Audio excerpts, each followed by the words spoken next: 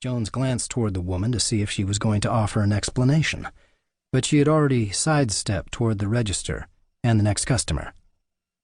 The glass was uncomfortably hot, and it made the journey to the corner table feel longer than the few seconds it took to cross the floor.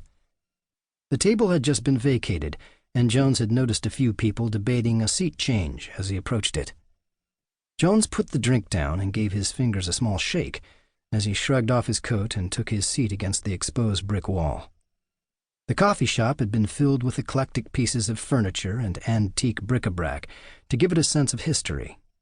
The decor felt forced. The wall was the real deal. The bricks lacked uniformity, and the mortar in between displayed long fractures. Jones was sure that he could have picked chunks of the aged concrete away with his fingernails if he tried.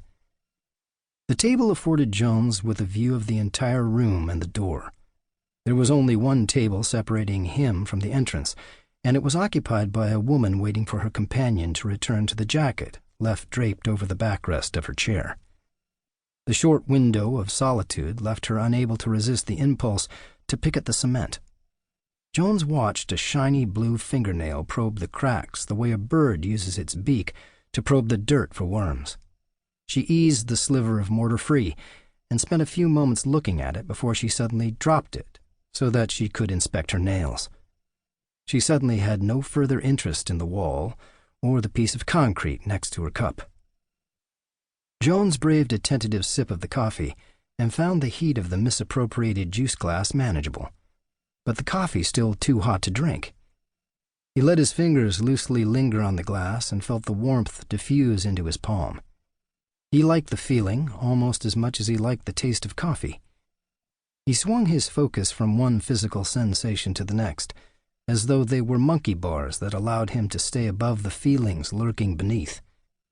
He had no emotions for what he had done. This wasn't the first time he had killed a man, but it was the first time he had done it at home.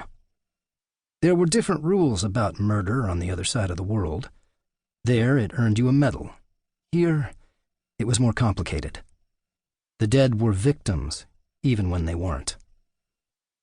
Jones felt his focus turning inward, and he began searching for another diversion. Jones watched the woman at the next table take another sip from her glass.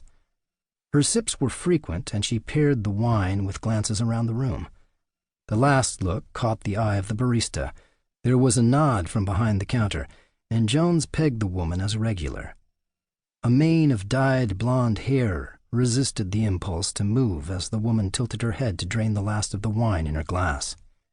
Jones glanced at the counter and saw the barista rise from a crouch with a bottle in her hand.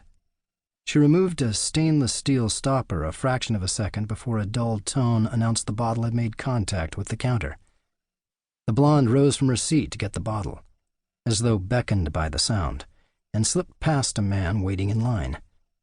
Judging from the amount of contact and the dirty look from the guy in line, the blonde had either misjudged the space or the width of her hips. Either way, she didn't apologize. "Thanks, hon." "No problem, Diane."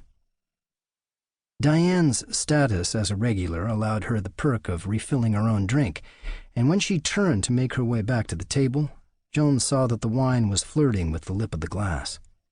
She paused before taking her seat to again look around the room, and Jones noticed that Diane was a pleasant-looking woman, made less attractive by her efforts to emphasize her sexuality. Her clothes were just a bit too tight, and her makeup just a bit too loud. The overall effect held Jones's gaze longer than he had planned, and he realized, too late, that the cosmetic decisions had been a trap. Diane sensed his attention, and she turned her head in his direction. Jones shifted his glancing eyes back to his drink and lifted the glass to his lips. He heard the tinkle of the wine glass touching the tabletop, but he didn't hear the chair move. He glanced toward the other table and found eyes looking back at his.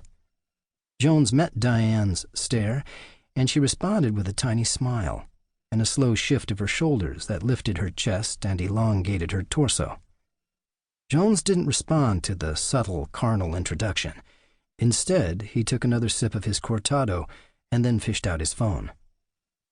Jones heard Diane's chair scrape over the uneven pre-war floorboard before making a final bark.